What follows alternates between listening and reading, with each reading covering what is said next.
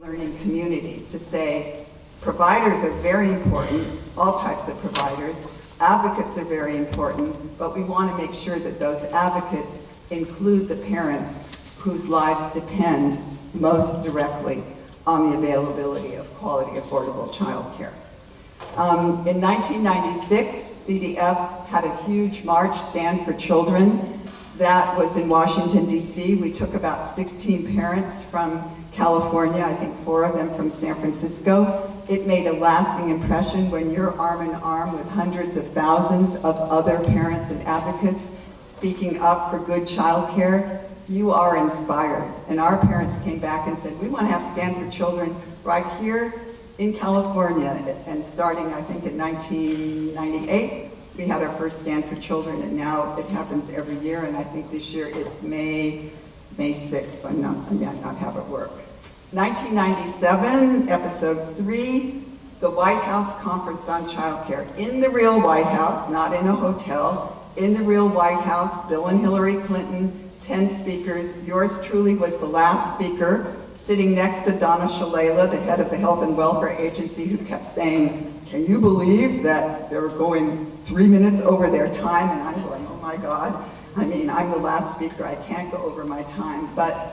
And you have to present everything in writing, and I am going over my time, so don't worry, well, I'm not going over my time, but we're over the time altogether. But the metaphor that I used in that speech, which I wish could be retired, I wish that it didn't still work, but I talked about childcare in this country being a patchwork quilt that had some beautiful squares, like our Preschool for All program in San Francisco, some squares that had been beautifully embroidered or quilted, on other squares that were a little raggedy. But what we never had in 1997, and I'm sad to say that we still don't really have it, is a real national childcare system. The beautiful binding that goes around those squares, some of them raggedy, some of them beautiful, but something that holds it together. And the something that holds it together is the support for people like you, who work hard every day. And you need not just the requirements, you need the time and the money to make sure that you can provide the best quality care every day. That's a real childcare system, and we still haven't achieved that. So hold that thought. And then we got welfare reform. That was the idea that, okay, we had the war on poverty. Remember, that was 1965, and now we're at 1997. Let's try something new. Let's reform welfare. And fortunately, because we already had an advocacy tradition well established and a network of advocates across the country, we were able to fight hard to say, you can't make low-income moms go to training or go to work unless there's money for childcare. We got the money for childcare, but we didn't get enough money for quality, and hold that thought. I want to give a special thanks to Michelle Rutherford, who really was a pioneer in fighting for enlightened welfare reform and making welfare reform here in San Francisco be probably the best model in the whole state, including things like capacity building. Okay, we're getting there. Season 6. I call season 6, Let's Fix It. By now, people were getting frustrated. Well, we don't really have enough money, so let's start figuring out what we can do, especially in the states that were all voucher-driven. There was a lot of concern about quality, a lot of concern about license-exempt care, a lot of concern about what we weren't doing well enough. And not that we didn't know it, not that everyone in this room isn't committed to high-quality care, but what I observed happened in this Let's Fix It stage is that people outside those of us who are day-to-day on the ground with children started developing ideas and fixes, well-intentioned ideas, but ideas coming from the foundation world, from the academic world, sometimes rooted in day-to-day realities, sometimes not. And I think a part of what we need to do is make a stronger bond and a stronger pledge and make sure that we reinsert ourselves into the policy decisions that go forward, and that we insist that with new requirements must come new funding. Because if we don't, and if we're not that voice, then the voices that have the resources, the time, and the research to back themselves up will do it. And not everybody has that time, that money, and that research. So we have to sort of take back, I think, leadership role that we've had in the past. Now, in the Let's Fix It stage, we had some wonderful outcomes here in California.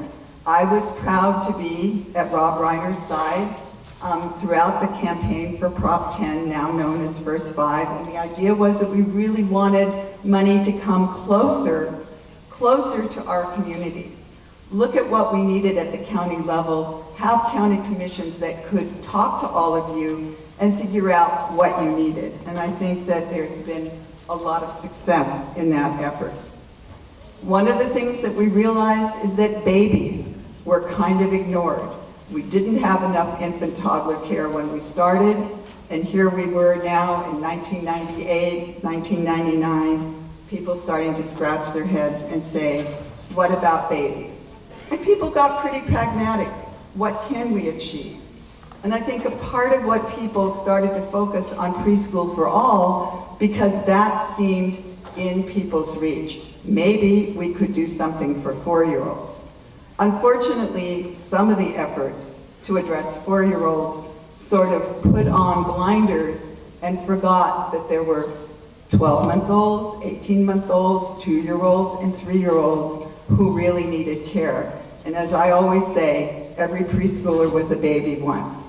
So we need to continue and, in my opinion, redouble our efforts to make sure that infant toddler care, that the youngest children get the best start no matter where they're served.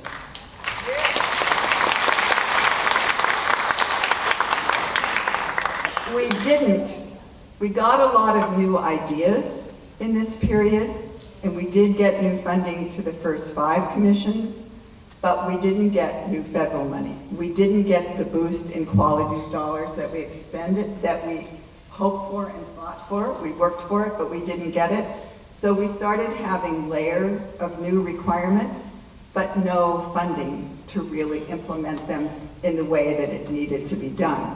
So people talking sort of academically about what was needed, but not making it happen. And I was so happy to see the video of what's happening here at San Francisco State, because we're not a part of that, but at the national level, it's been a problem. Okay, here we are, season 7, and I think I'm going to combine season 7 and 8. 8 is the last, and we're going to get to the actions. So season 7 is the Great Recession. All this new research is kind of coming out, but guess what happens in 2008? Things go really down in terms of our economy. And what that meant for childcare in California is that we lost 1/3, $1 billion, 1/3 of our total funding. You should light candles and say prayers to the city and county of San Francisco, because if it weren't for the city and county of San Francisco, we would be in much worse shape. But even with the generosity of this city and this county, it wasn't enough to save us from an incredible loss, and we still have not rebuilt. And so what we need to do now in season 8 is rebuild our system, strengthen our system, and really make sure that we make it happen, that we support President Obama, State Senator Mark Lennon, and I have a special message from him, that we really move forward with our leaders and that they see us arm in arm, side by side,